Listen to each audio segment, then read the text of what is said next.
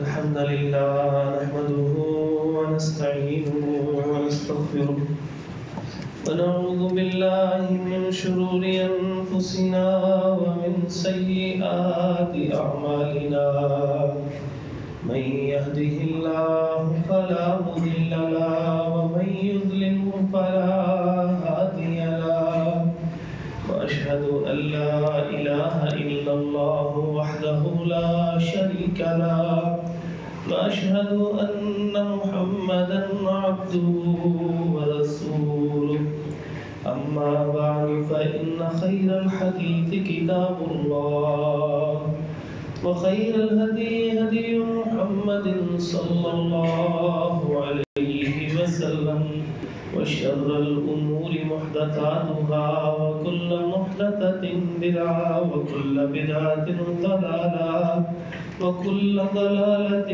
في النار فأعوذ بالله من الشيطان الرجيم بسم الله الرحمن الرحيم يا أيها الذين آمنوا اتقوا الله حق تقاته ولا تموتن إلا وأنتم مسلمون يا أيها الناس اتقوا ربكم الذي خلقكم من نفس واحدة وخلق منها زوجها وبث منهما رجالا كثيرا ونساء واتقوا الله الذي تساءلون به والأرحام إن الله كان عليكم رقيبا يا أيها الذين آمنوا اتقوا الله وقولوا قولا سديدا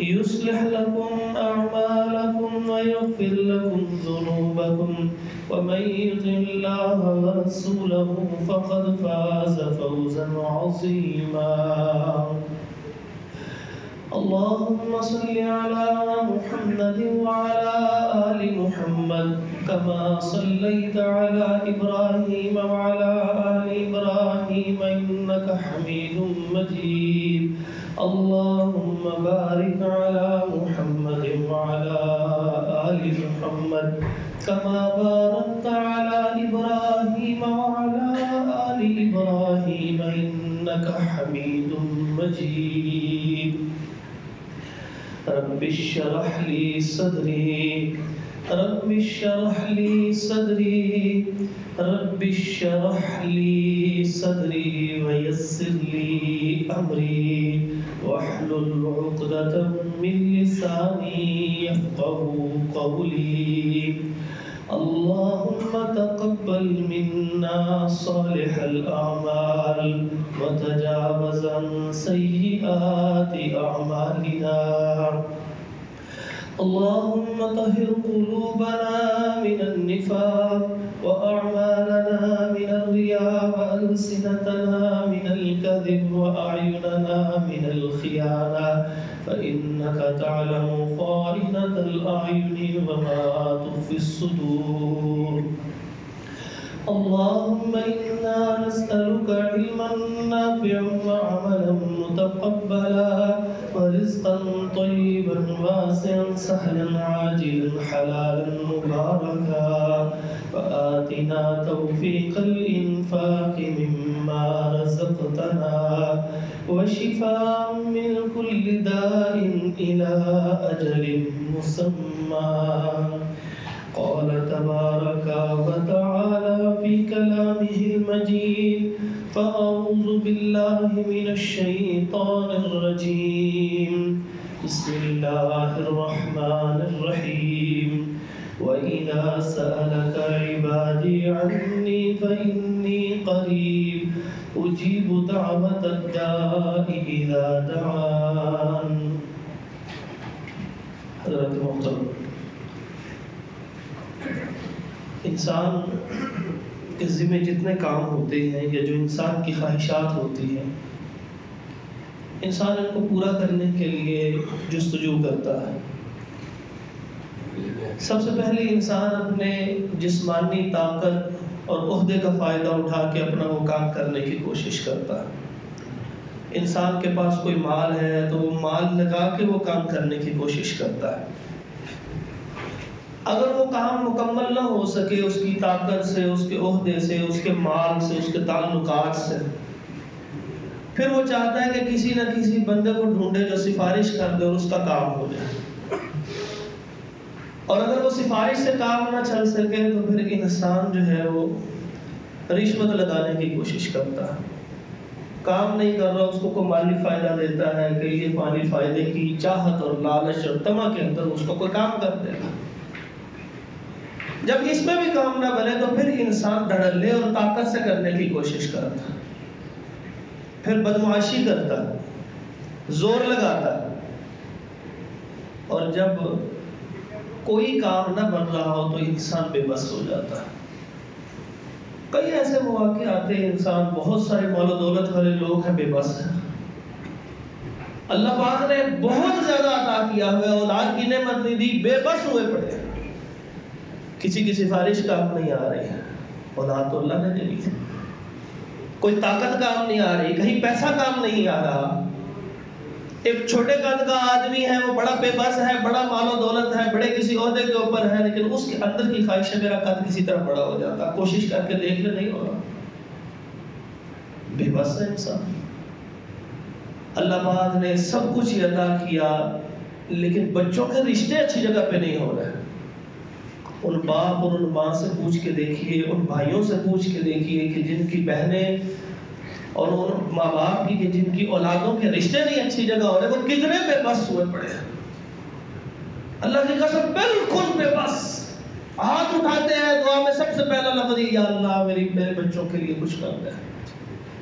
بڑے بے بس. تو انسان اس بے بسی کی شدید کیفیت کے اندر کیا کرتا ہے؟ دعا کرتا ہے. اور انسان چاہتا ہے کہ جب میں ایسے ہاتھ اوپر کروں اسی لمحے اللہ اس کو قبول فرمائے. خواہش یہی ہوتی ہے انسان کی. تو آج کے اس خطبے میں ہم یہ سمجھیں گے کہ کون سے ایسے اسباب ہیں جس کی وجہ سے اللہ دعا قبول نہیں کر رہا، اور کون کون سے ایسے کام ہیں جو شریعت نے بتائے ہیں کہ یہ کرو گے تو دعا قبول ہو جائے گا. سب سے پہلی چیز، جب انسان دعا کرتا ہے اس کی دعا قبول نہیں ہوتی، وہ انسان کا رزق حرام ہے. انسان بڑی محنت سے مال کماتا ہے لیکن کچھ چیزیں اس کی حرام کی اس کے اندر شامل ہو جاتی ہیں، کچھ چیزیں فراڈ کے شامل ہو جاتی ہیں، کچھ بد عہدی کی وجہ سے شامل ہو جاتی ہیں. بڑا اچھا کاروبار کر رہا ہے لیکن کسی عورت نے پیسے دیے تھے، یا بیٹا میرا بھی پیسے بچلا دیں، وہ لگا دیتا.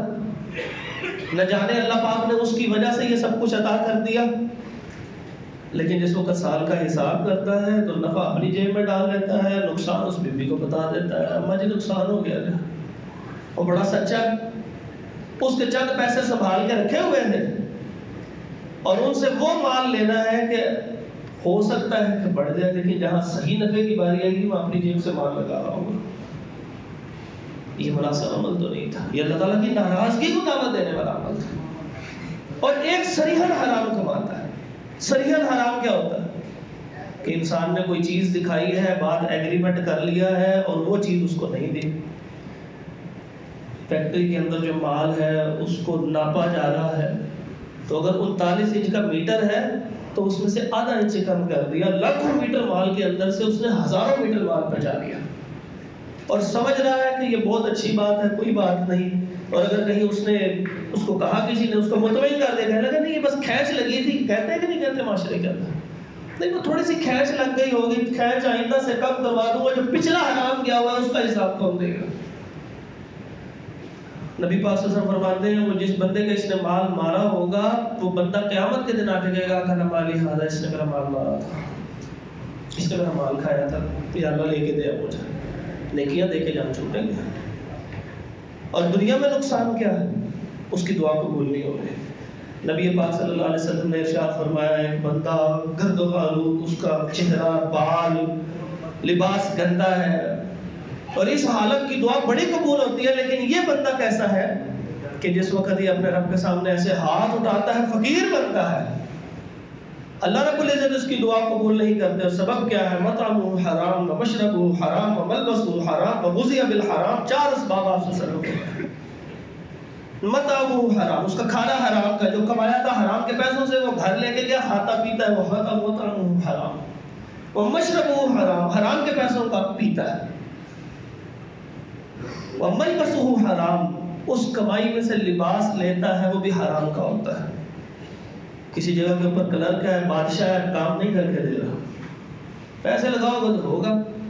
ایک صاحب آیا آگے کہنے لگے میں کیا رشوت دے سکتا ہوں؟ میں نے کہا رشوت تو حرام ہے، اس کے متعلق تو جہنم کی آگ کا تذکرہ کیا گیا. کہنے لگا میں کتنا مجبور ہوں، 4 مہینے سے مجھے تنخواہ نہیں دی، اور جب میں کلرک سے جا کے کہتا ہوں وہ کہتا ہے نہیں جی بس دیر ہو رہی ہے، باہر کسی نے کہا کہ اس کی دیر ساری ختم ہو جائے گی اگر 5,000 اس کو لگا دو.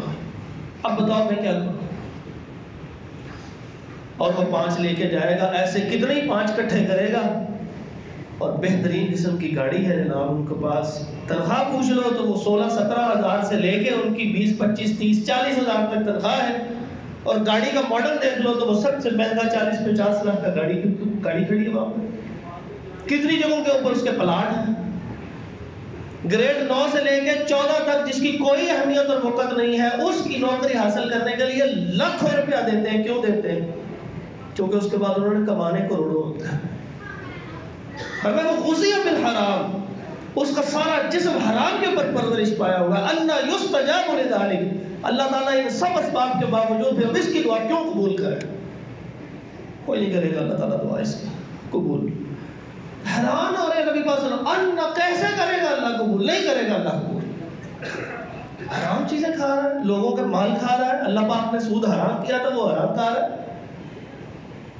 یہ جو اداروں کے اندر کام کرنے والے پروویڈنٹ فنڈ کے نام پہ جب جس وقت پینشن ملتی ہے تو وہ ان کے اپنے پیسوں کی ملتی ہے، لیکن جس وقت وہ اکٹھے پیسے ملتے ہیں ان کو، اس کے اندر 1 پیسے آپ کی تنخواہ کی کٹوتی ہوتی ہے.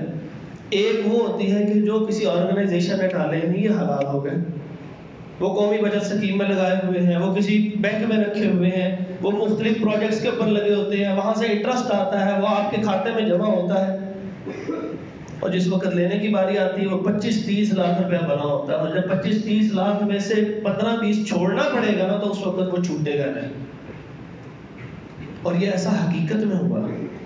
گریڈ 19 کا ایک آدمی، اس نے مسئلہ پوچھا، یہ میں سچی باتیں آپ کو ذکر کر رہا ہوں. وہ کہنے لگا کہ میرا 26.5 لاکھ روپیہ بنتا ہے،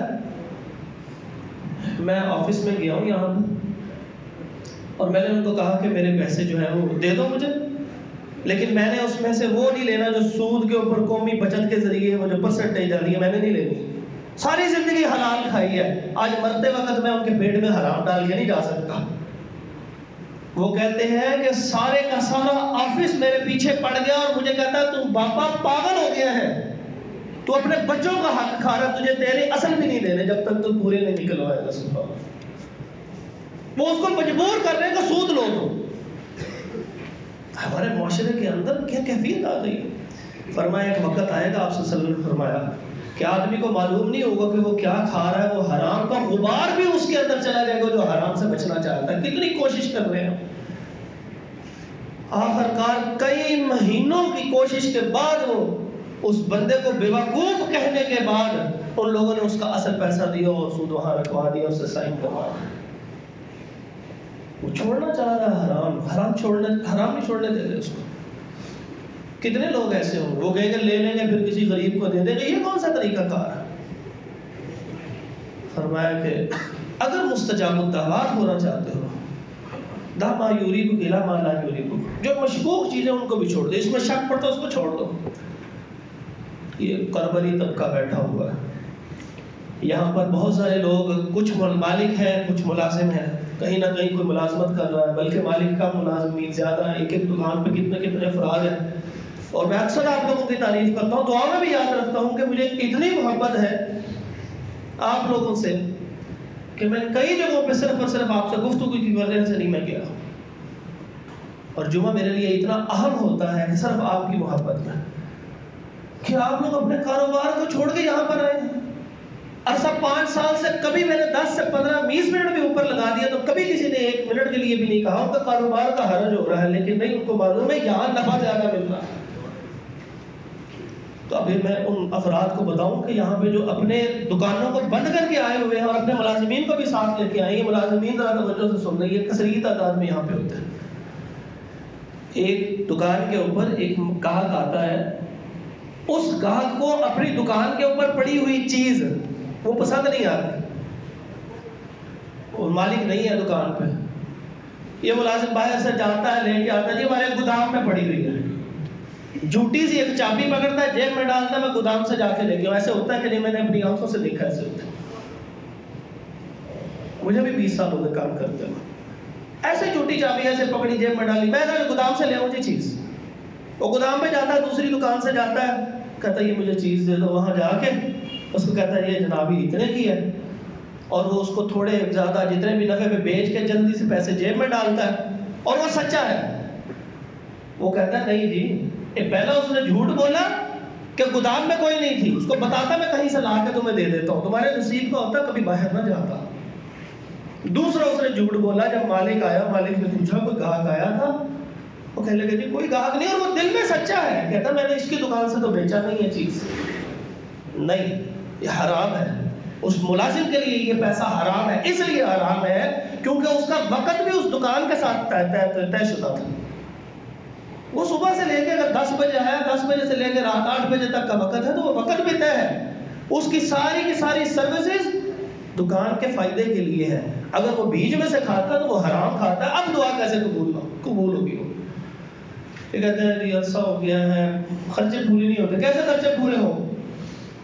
ایسے کہ 5 7 10 ہزار روپے مہینے کا جیب میں ڈال کے گھر جاتا ہے، 6 7 مہینوں بعد لاکھ روپے کی کوئی نہ کوئی بیماری اس کے اوپر آ جاتی ہے، پھر وہ زکات سے لے کے پورے کر رہا ہے، کیا سبب ہے؟ وہ کچھ نہ کچھ خرابی پیدا ہو رہی ہے، اللہ پاک اس سے شدید ناراض ہوئے ہیں۔ رب کو راضی کرو، ما یریب کلا ما لا یریب، جس چیز کے اندر شک و شبہ آ جائے، شرمندگی آ رہی ہے، محسوس ہو رہا ہے، لگتا ہے کہ یہ ٹھیک نہیں ہے، تو چھوڑ دو اس کو، ما یریب، شک والی چیز کو چھوڑ دو۔ تمہارا رزق جو تمہارے پیٹ میں جانا ہے، جو قطرے تمہارے پیٹ میں جانے ہیں، جو قدم تم نے اٹھانے ہیں، جو پلک تم نے جھپکنی ہے، جو سانس تم نے لینی ہے، اللہ کی قسم جب تک وہ پورے نہیں ہوں گے اتنی دیر تک زندگی کا خاتمہ نہیں ہو سکتا۔ چھوڑ دو ان چیزوں، اللہ پاک عطا فرمانے والا۔ کیمرے لگے ہوئے ہیں، کیمرہ آن کرنے سے پہلے اس کے آگے کوئی چیز رکھ دی اور سائیڈ پہ لے جا کے اس میں سے بندے نے بعد میں اس نے کہا 1500-1600 کا ایک سوٹ ہے، اور وہ سوٹ کے ساتھ کیا سلوک کرتے ہیں، وہ بیچ دیا اور بازار سے لا کے 900-800 کا سوٹ رکھ لیا، ہفتے بعد اگر کسی دکاندار نے، عموماً سٹاک نہیں ملاتے، سٹاک ملا ہے، گنتی کی گنتی پوری ہے جناب، وہ جو اس کے اندر فراڈی لگائی تھی، کیسے دعائیں قبول ہوں، گھر سے بیماریاں کیسے ختم ہو، عذاب کیسے ختم ہو، رب راضی کیسے ہو جب ایسی حرکتیں کرتے رہیں گے۔ اور دکاندار افراد جب یہ کسی کو ملازمت پہ رکھتے ہیں تو اس سے ایک وقت طے کرتے ہیں، گرمیاں آتی ہیں، گرمیوں میں کام کرنے والے افراد رات 12 بجے تک کام کر پا رہے ہیں، ان سے طے کتنے بجے تک کا کیا تھا؟ جتنے بجے تک کا طے کیا تھا اس سے زیادہ کام لیتے ہو، ان کی مرضی سے لو، اور جو لیتے ہو اس کے بعد ان کو اضافی کوئی معاوضہ دو، اور اگر نہیں دیتے تو آپ ان کا حق کھا رہے ہیں۔ شاید یہ باتیں آپ کو عجیب اور کڑوی اور ممبر سے کبھی شاید نہ سنی ہو، لیکن میں ضرور کروں گا یہ باتیں، کیونکہ مجھے آپ سے محبت ہے، اللہ کی قسم محبت ہے مجھے آپ سے، اور محبت کا تقاضا یہ ہے کہ میں یہ باتیں ساری کھل کے کروں گا آپ کے ساتھ، کہ جو اپنے کاروباروں کو چھوڑ کے اللہ اس کے رسول کی بات سنتے آئے ہیں، میں میٹھی میٹھی باتیں نہیں کر کے جانے دے سکتا یہاں سے، ساری باتیں کریں کھل کے۔ یہ وہ معاشرہ تشکیل پائے، یہ بازار سب سے اہم چیزیں ہیں، یہ وہ معاشرہ تشکیل پائے کہ جس معاشرے کو دیکھ کے کافر کے مسلمان ایسا ہوتا ہے۔ ایک مشہور کرکٹر ہے محمد یوسف، جس کا پرانا نام یوسف یوحنا تھا، میرے پاس وہاں پر کالج میں آئے، آگے بیٹھے اور مجھے تبلیغ، ہم سب کو نا تبلیغ کرنے لگے، بولے دین کا کام کرنا چاہیے، کہنے لگے کہ آپ تو کرتے ہیں، ان کو بھی دعوت دیں، میں کہا ہم تو کرتے ہیں، آپ خود اپنے الفاظ میں ان کو سمجھائیں۔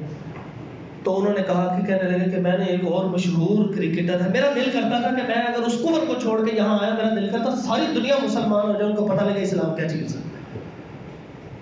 کہتے میں نے وہ ایک مشہور ویسٹ انڈیز کا کرکٹر تھا برائن لارا، میں نے اس کو کہا، میں نے کہا کہ اسلام قبول کر لو. اس نے مجھے ایک ہی بات کہا, اس نے کہا میں اسلام تو قبول کر لیتا ہوں, اور جو باتیں آپ نے مجھے بتائی ہیں صحابہ کا ایسا اثار ہوتا تھا, اتنا زیادہ وہ حلال کا اہتمام کیا کرتے تھے, ان کی زبانیں اتنی پاکیزہ ہوتی تھی, وہ اللہ کی اتنی عبادت کرنے والے ہوا کرتے تھے, اخلاقیات کے اعلیٰ معیار پہ تھے, وہ تو ہو گئے, آج مجھے وہ کوئی جگہ دکھاؤ جہاں یہ سب کچھ ہو رہا ہو. اور کہنے لگے کہ میرا سر جو ہے وہ شرم سے جھک گیا کہ اب میں اس کو وہ کون سا علاقہ دکھاؤں کہ جہاں یہ سب کچھ ہوتا ہے. امام محمد سے آ کے کسی نے پوچھا, اس نے کہا کہ تاجر آئے, تاجر آ کے انہوں نے کہا کہ آپ ہمیں کوئی کتاب الزہد نامی کتاب لکھ دیجئے کہ جس میں ایسے واقعات ہوں جن کو ہم سنیں ہمارا دل جو ہے وہ نرم ہو جائے, آنکھوں سے آنسو جاری ہو جائے, ہمارا اللہ کے ساتھ تعلق مضبوط ہو جائے. دنیا میں ہر وقت کا دل لگا ہوا ہے, اس سے ذرا ہم پیچھے ہٹ جائیں. تو انہوں نے ان کو جو کتاب لکھ کے دی وہ کتاب البیوت کہ تجارت کے احکامات کیا ہیں. وہ فرمانے لگے تجار کے لیے یہی زہد ہے کہ وہ اپنا کاروبار پوری ایمانداری سے اور حق حلال طریقے کے ساتھ کرتے ہو, کیونکہ یہ وہ بازار ہیں جہاں سے دین نکلتا ہے. یقین مانا دین کے جتنے مالی معاملات ہیں آپ لوگوں نے دیکھنے ہوتے ہیں, کتنے مالی معاملات ہیں. تو اگر یہاں پر دین نہیں ہوگا, ان کے اپنے گھروں میں سکون نہیں ہوگا, تو دین کیسے پھیلے گا؟ دین نہیں پھیلے گا. یہ آپ کی اور میری ذمہ داری بنتی ہے. تو اس لیے دا ما یریبک الی ما لا یریبک, جو چیز شک میں ڈالے اس کو چھوڑ دے, اپنے اعمال کا جائزہ لے, میری دعائیں کیوں قبول نہیں ہو رہے. تو یہ سب سے پہلی نصیحت ہے, عرض ہے, گزارش ہے, التماس ہے کہ اپنے کاروبار پہ ایک نظر ڈالیں. کوئی ایسی چیز تو نہیں بیچ رہے کہ جو اللہ اس کے رسول کی نافرمانی والی ہو, کوئی ایسا کام تو نہیں کر رہے, کسی کا حق تو نہیں مار رہے, اپنے پورے مال کو ایسا پاک صاف کر لے. امام بخاری رحمۃ اللہ تعالیٰ علیہ کے والد بہت امیر تھے, بہت ہی امیر تھے. جس وقت فوت ہوئے امام بخاری بہت بڑے محدث, جن کی صحیح بخاری کے بغیر حدیث کی کتاب نامکمل حدیث کی کتاب ہے. ان کے والد خود بہت بڑے محدث تھے, ان کا نام اسماعیل تھا, امام بخاری کا اپنا نام محمد تھا. تو اسماعیل جس وقت وہ محدث بڑے امیر کاروباری تھے, فوت ہوئے تو کہنے لگے ایک چیز کا مجھے صرف اطمینان ہے, وہ یہ کہ میں جتنا بھی مال چھوڑ کے جا رہا ہوں اس میں ایک بھی شک و شبے کا درہم بھی نہیں ہے. سبحان اللہ. ہم میں سے کون ایسا ہے کہ جب دنیا سے جائے اور یہ جملہ کہے کہ ایک شک و شبے کا پیسہ دھیلا بھی میرے کاروبار میں نہیں تھا. آج سے ہم اس بات کی توبہ کریں, یا اللہ جو ہو گیا سو ہو گیا, آئندہ اب سے بس اس وقت سے جب میں نے اٹھ کے جانا ہے تو میری توبہ کو قبول فرما, ایک جھوٹ بھی نہیں میں بولوں گا, گاہک کو یہ نہیں کروں گا کہ یہ جو عام جملہ ہے کہ میں تجھے بالکل صحیح ریٹ لگاؤں گا, وہ صحیح ریٹ آپ کے لیے ہے. اس کو یہ مطمئن نہ کرے کہ میں تجھے کم ریٹ لگا رہا ہوں, اس کو کوئی یہ ریٹ ہے, انشاءاللہ اس ریٹ کے اوپر آپ مل سکے گا. توجہ فرمائیے, ایک اس ریٹ میں آپ کو چیز ملے گی بس. اب اس کو یہ بتائیں, اس کو یہ نہ کہیں کہ نہیں جی ویسا آپ کو پورے جہان سے یہ چیز ایسی نہیں کہیں سے ملے گی. کیوں نہیں ملے گی؟ آپ نے گھر بیٹھ کے تو نہیں بنائی, کوئی اپنی فیکٹری میں خصوصی چیز تو تیار نہیں کی, اس سے اچھی اچھی دنیا کے اندر چیزیں موجود ہیں. یہ جھوٹ ہے, پورے پاکستان میں کہیں نہیں ملے گی, آپ کو کہیں نہیں ملے گی میرے علاوہ. کیوں نہیں ملے گی؟ کیا ہم دنیا سے رخصت ہو جائیں وہ چیز بننی بند ہو جائے گی؟ اب توجہ کر رہے ہیں وہ الفاظ جو ہماری کمائیوں کو خراب کر رہے ہوتے ہیں, جس کی وجہ سے دعائیں بعد میں قبول نہیں ہو رہی ہوتی. چھوٹی چھوٹی چیزیں. اگلی چیز, دوسری شرط, دوسرا اہتمام, کچھ دعا کی قبولیت کے اوقات ہیں, ان کا اہتمام کیجیے.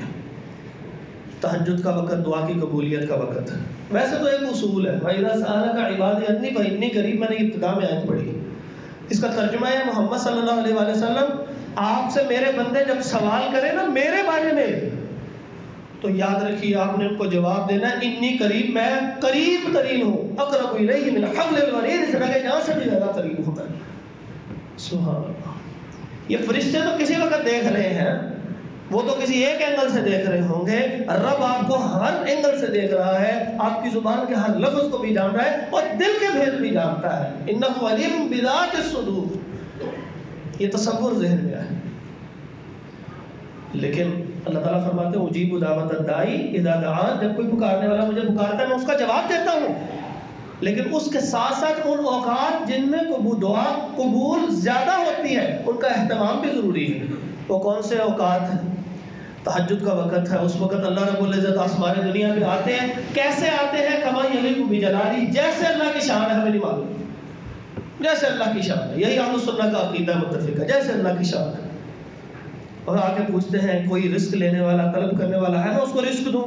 اب یہ جو تنگی رزق کا شکار ہیں جو لوگ، وہ اٹھے ہیں تہجد کے وقت، فجر بھی بستر کے اوپر گزر جاتی ہے، صبح 10 بجے سو کے اٹھتے ہیں، 11 بجے روزانہ دکان پہ پہنچے، تو کیسے رزق ملے گا؟ جو رزق ملے گا بہت وہاں پر بھی ملے گا، اس کے اندر بے برکتی ضرور ہوگی، یا وہ آپ کو اپنے نصیب میں نہیں آئے گا، اللہ بیماریاں ایسی لگا دے گا وہی استعمال نہیں کر سکے گا، یا نافرمانی کے کاموں میں خرچ ہوگا، یا کچھ بھی نہیں ہوا تو پھر کم از کم اتنا ضرور ہوگا قیامت کے دن اس کا حساب ضرور سخت ہوگا، کچھ نہ کچھ ہوگا، کیونکہ رزق ایک نعمت ہے اور ہر نعمت کے بارے میں قیامت کے دن سوال ہوگا.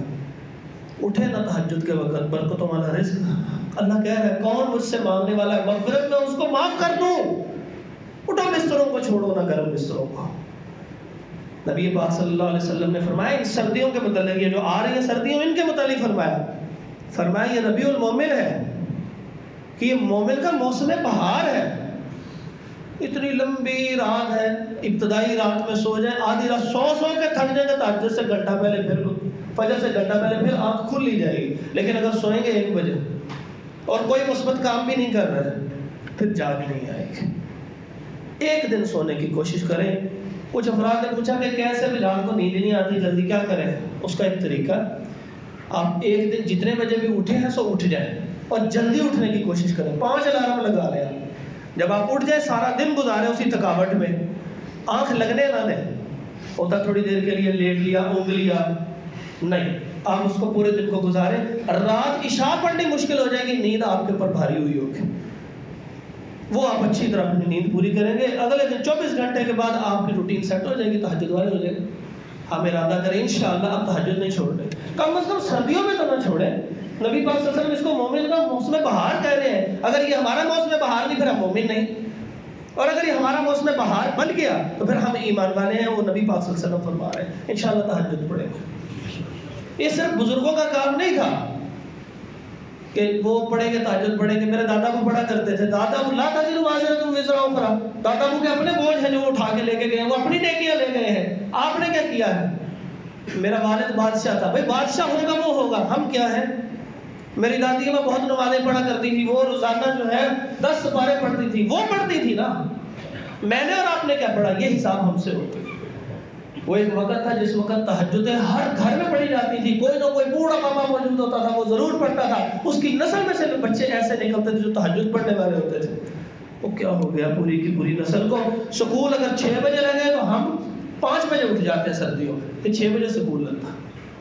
کسی جاب کے اوپر جانا ہو، ایسے افراد ہیں جو دوسرے شہروں میں جاب کرتے ہیں، وہ روزانہ کی بنیاد پہ، مجھے 2 سال لاہور جانا پڑا، صبح تہجد کے وقت نکلتے ہیں، وہ بھی نکل رہے ہیں. مجھے تو کام تھا، پڑھنے جانا تھا، وہ بھی نکل رہے ہیں. اور روزانہ ساری زندگی گزر گئی. ایک بندہ کہتا ہے 22 سال ہو گئے، ایک کہتا ہے 26 سال ہو گئے، ایک کہتا ہے 33 سال ہو گئے اس طرح روزانہ جاتے ہوئے. اور اگر آج جاب اس کے شہر میں آ جائے اور اس سے اچھی آ جائے، کیا اب وہ اٹھے گا تہجد کے لیے؟ اگر وہ اب اٹھے گا یبیتون لربہم سجدا وقیاما، تو وہ عباد الرحمن میں شمار ہوگا. اب اس وقت اللہ سے مانگے. اذان اور اقامت کے درمیان قبولیت کا وقت ہے. ادھر اللہ اکبر کی صدائیں آتی ہیں، ادھر ہم اپنی باتیں کر رہے ہیں، کرتے جائیں، ساتھ کچھ نہ کچھ اذکار پڑھتے جائیں. اور اگر کبھی جلدی مسجد میں تشریف لائے ہیں تو ضروری بات ہے وہ ضرور کر لیں. اگر نہیں ہے کوئی ضروری بات تو اذکار کریں. اذکار بھی دعائیں ہیں. یہ وہ وقت ہے ورنہ بین الاذانین، 2 اذانوں کے درمیان، یعنی اذان اور اقامت کے درمیان قبولیت کا وقت ہے. مسافر کی دعا قبول ہوتی ہے. ادھر سفر کے اوپر سوار ہوئے سواری کے اوپر، اور سب سے پہلے گانا دیکھا کہ کون سا لگانا ہے. رینٹ کی گاڑی لی ہوئی ہے تو اس میں سب سے پہلے دیکھتے ہیں وہ اس میں لگی ہوئی ہے، کوئی سکرین لگی ہوئی ہے کہ نہیں لگی ہوئی. اس گاڑی میں سفر کرنا پسند کرتا ہے. اور کسی گاڑی کے اندر کوئی رشتہ دار ایسا ہو جو مولوی ٹائپ ہو، جو گانے نہ سنتا ہو نہ سننے دیتا ہو، وہ نفرت کھاتے ہیں اس سے. شادی کے اوپر افراد کو بلاتے ضرور ہیں، لیکن اگر وہ آ جائے تو پریشان ہو جاتے ہیں. اب گانے بند کرنے پڑے ہیں، اپنی خوشیوں غمیوں میں رب کو بولے ہوئے. سفر کے اندر دعا قبول ہوتی ہے بہت کثرت سے. یہ ان اوقات میں سے ہے اس وقت میں دعا کر لوں. سفر پہ جاتے وقت ماں سے ضرور کہتے ہیں اماں جی دعا کرنا. بچے بھی کہتے ہیں اچھا ابو آپ اللہ آپ کو خیریت سے لے جائے, خیریت سے لے جائے. اور وہ تو مقیم ہے, آپ مسافر ہیں, اب رستے کے اندر سارے ان کے لیے دعا کرتے جاؤ. اب یہ بڑا ہی خوبصورت وقت ہے. مجھے ایک بندے نے اپنی عادت بتائی, انہوں نے کہا جب میں بہت شدید پریشان ہوتا ہوں تو میں رخت سفر باندھ کے کہیں دور نکل جاتا ہوں اور میں پورا رستہ دعا کرتا ہوں, یا اللہ میں نے یہ سفر صرف اس کام کے لیے کیا, کہیں نہیں مجھے جانا, کہ مسافر کی دعا قبول ہوگی, اللہ تو میری دعائیں قبول کر لے. اور میں 2-4 گھنٹے صرف اسی لیے سفر کرتا ہوں اور مجھے اکثر میری دعائیں قبول ہو جاتے ہیں. فرمایا تحت المطر, بارش برس رہی ہو اس وقت اللہ دعائیں قبول کرتا ہے. ادھر بارش شروع ہوتی ہے, موسم اچھا ہوتا ہے, ادھر ہماری پلاننگ پکوڑوں کی شروع ہو جاتی ہے, کیا آج بنانا ہے, کیا آج کھانا ہے, کس لانگ ڈرائیو پہ جانا ہے, کون سی مووی دیکھنی ہے, کس دوست کے ساتھ مل کے دیکھنی ہے. وہ کام شروع ہو جاتا ہے, وقت برباد کر رہے. فرمایا اس وقت اللہ دعا کو قبول کرتا ہے. یہ یعنی آزمائش ہے ہمارے لیے. یہ وہ کچھ اوقات ہیں, اور بھی اس کے علاوہ بہت سارے اوقات ہیں, لیکن اشارتاً کہہ رہا ہوں کہ وہ احادیث کے جن میں وہ خاص اوقات ذکر ہو اس وقت دعائیں قبول ہوتی ہیں, ان کا اہتمام کرنا ضروری ہے. اس کے بعد تیسری چیز, جب دعا کریں تو اپنے آپ کو یہ سوچ کے کریں کہ میرا رب میری دعا قبول کرے گا. اطمینان رکھیں, یقین رکھیں, توکل کریں کہ میرا اللہ ضرور میری دعا قبول کرے گا. سیدنا ابو ہریرہ رضی اللہ عنہ فرماتے ہیں کہ نبی صلی اللہ علیہ وسلم نے فرمایا, نبی صلی اللہ علیہ وسلم فرماتے ہیں کہ اللہ تعالیٰ نے فرمایا, اور اللہ تعالیٰ کا وہ فرمان جو قرآن میں نہ ہو, نبی صلی اللہ علیہ وسلم فرمائے کہ اللہ فرماتے ہیں وہ حدیث قدسی ہوتا ہے. تو اس میں فرمایا نبی صلی اللہ علیہ وسلم نے کہ اللہ تعالیٰ فرماتے ہیں کہ میں انا ما ظن عبدی بی, میں اپنے بندے کے اس گمان کے ساتھ ہوں جو وہ میرے متعلق کرتا ہے. جب وہ دعا کرتے ہوئے کہ ہمیں قبول ہونی کہ نہیں ہونی, وہ نہیں ہوگی, اس کو یقین ہی نہیں ہے کہ اللہ قادر نہیں ہے. ان اللہ علی کل شیء کا یہ عقیدہ نہیں ہے. فعال لما یرید, جو چاہتا ہے وہ کر سکتا ہے, ہر چیز پر قادر ہے. انما امرہ اذا اراد شیئا ان یقول له کن فیکون, کہ اس کا یہ عقیدہ نہیں تھا. اس نے سورہ یاسین کی آیت نمبر 82 میں پڑھا کہ بے شک میرا رب کسی چیز کا ارادہ کرتا ہے, کہتا ہے کن ہو جا, لمحہ کا لمحے کی دیر نہیں ہوتی, فیکون, اسی لمحے وہ کام ہو جاتا ہے. یہ اللہ کی طاقت, لمحے کی دیر بھی نہیں ہوتی. لمحہ کیا چیز ہوتا ہے, پلک کا جھپکنا کیا چیز ہوتا ہے. سلیمان علیہ السلام نے کیا کہا تھا, وہ جو اس بی بی کا تخت ہے وہ کون یہاں پر لے کے آئے گا. تو ان میں سے ایک جن نے کہا تھا, عفریت من الجن, جنوں میں سے ایک طاقتور نے کہا کہ میں لے کے آتا ہوں, انا آتی, میں لے کے آتا ہوں, آپ کے پلک کے جھپکنے سے پہلے لے کے آؤں گا. کتنی طاقت اللہ نے اپنے اس مخلوق کو دی ہوئی ہے, وہاں سے پلک کے جھپکنے سے پہلے یہاں لے آئے گا. یہ قرآن میں آ رہا.